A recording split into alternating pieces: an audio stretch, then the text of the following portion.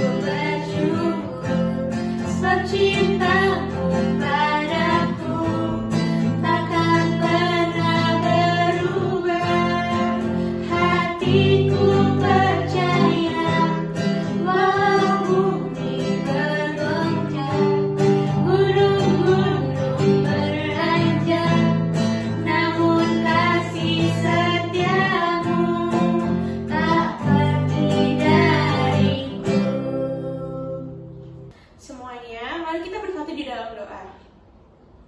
Tuhan Yesus yang baik, terima kasih karena Engkau telah melindungi kami Tuhan dari malam hingga pagi ini ya Tuhan. Ya Tuhan, sebentar kami akan memulai firman Tuhan, karena Engkau selalu membantu kami agar kami dapat melaksanakan firman Tuhan dan mendengarkannya dengan baik ya Tuhan. Bimbinglah kami ya Tuhan agar kami dapat mengerti dan menerapkannya dalam kehidupan kami sehari-hari. Terima kasih Tuhan Yesus, dalam nama anakmu kami berdoa. Amin. Nah guys, sekarang sebelum firman kita mau nyanyi satu lagu nih. Judulnya Seperti Rusa yang Haus. Musik.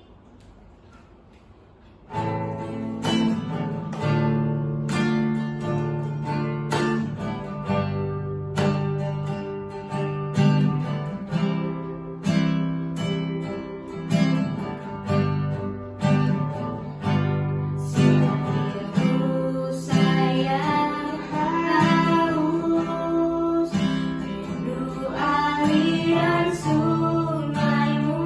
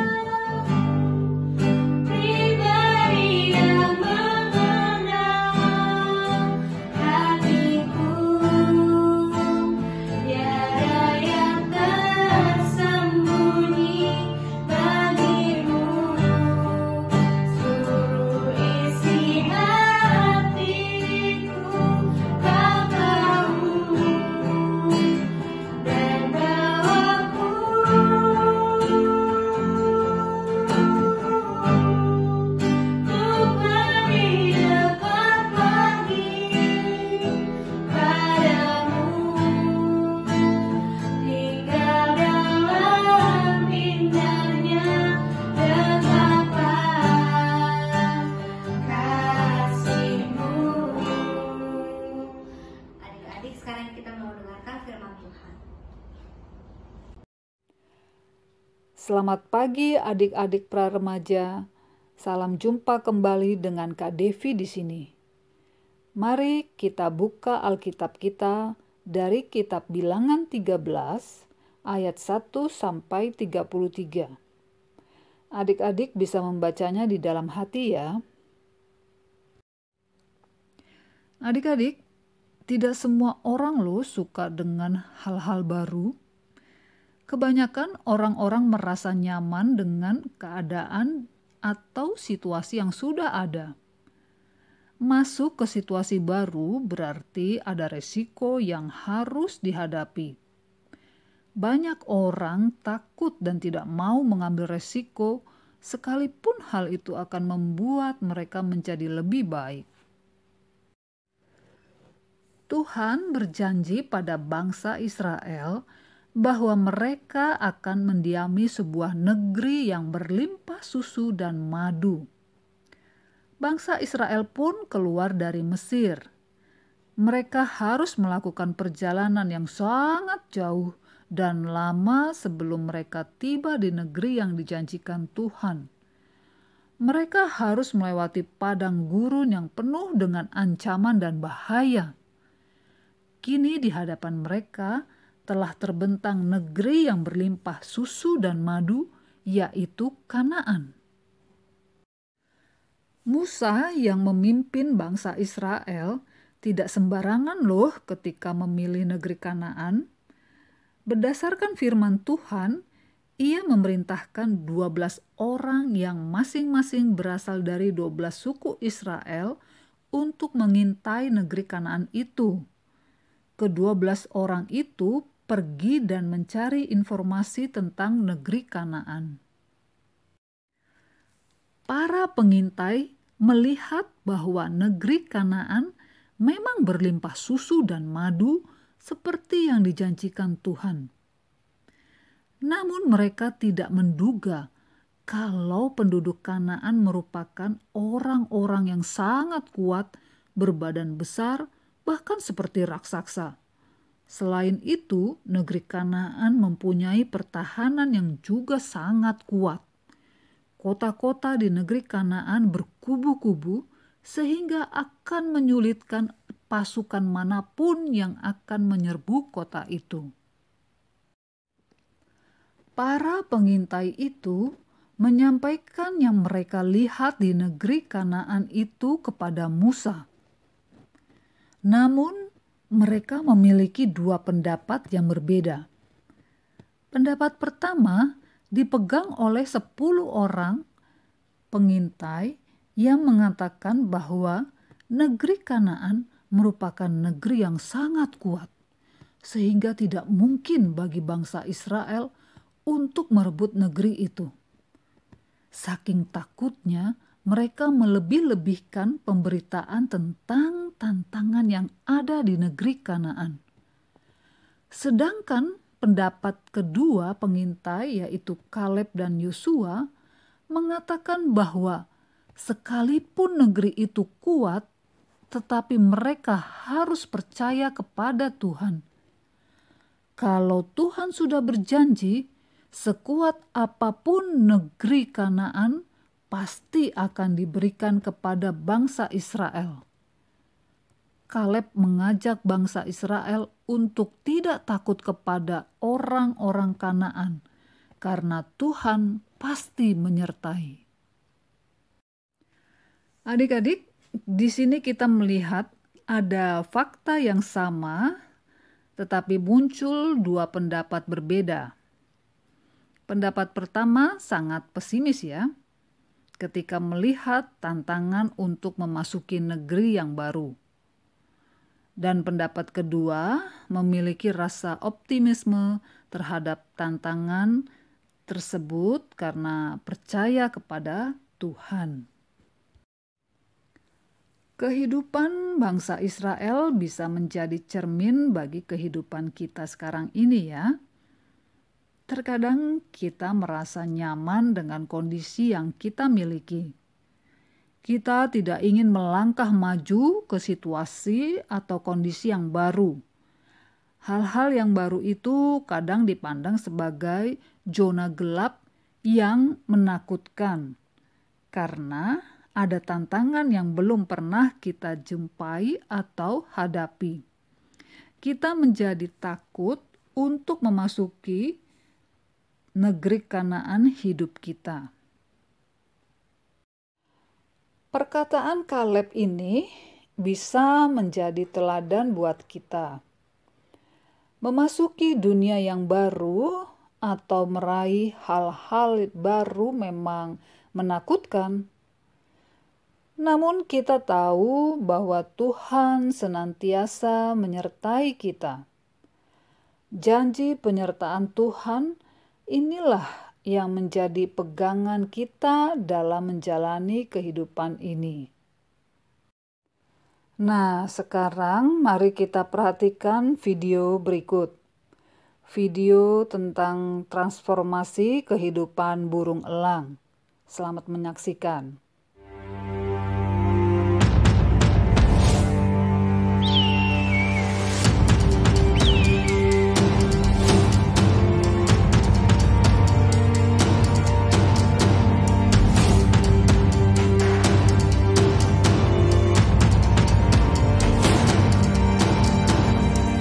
Perjalanan hidup elang. Elang mempunyai umur paling panjang dibandingkan dengan jenis burung lainnya. Elang dapat berusia hingga 70 tahun. Namun, untuk mencapai usia 70 tahun, elang harus melewati perjuangan yang berat.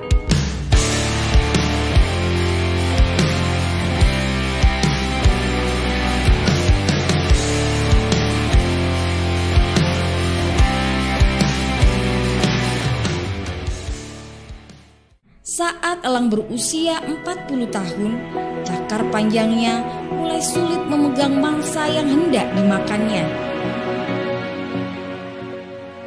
Paruh elang yang panjang dan tajam menjadi bengkok. Kedua sayapnya menua, bulunya menebal, dan menjadi beban berat elang untuk terbang.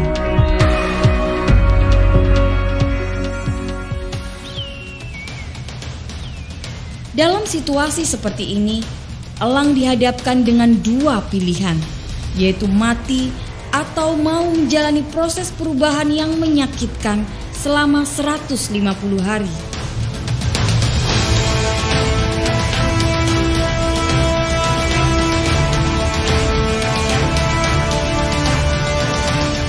Pada proses itu, elang harus terbang ke puncak gunung untuk duduk dan hinggap di sarang.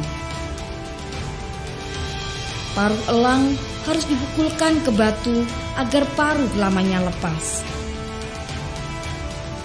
Pada saat menunggu paruh barunya tumbuh, elang juga melepaskan cakar lamanya. Dan setelah tumbuh cakar baru, elang juga merontokkan bulu-bulu sayapnya.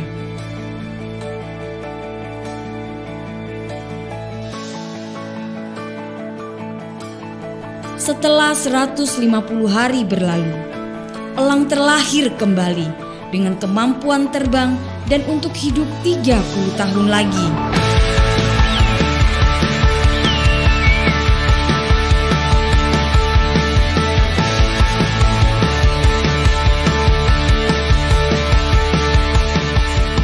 Mengapa perubahan itu perlu?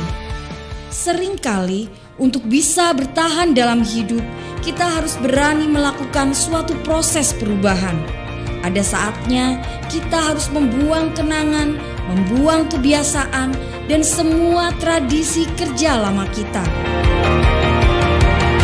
Karena dengan terbebas dari beban masa lalu, kita akan mendapatkan banyak manfaat. Berani melakukan perubahan akan menunjukkan bahwa Anda memiliki mental sukses dalam kehidupan ini. Selamat menjalani proses perubahan.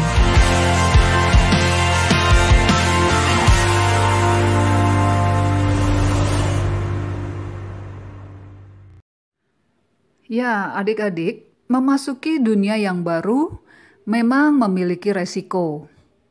Ada banyak hal yang kita tidak ketahui dan pahami. Ada banyak tantangan yang harus dihadapi. Dan seperti burung elang yang tidak takut bertransformasi, kita pun juga harus berani menghadapi perubahan. Nah, adik-adik, sekian firman Tuhan pada hari ini. Adik-adik jangan lupa ya, kerjakan aktivitasnya. Selamat hari Minggu, Tuhan Yesus memberkati.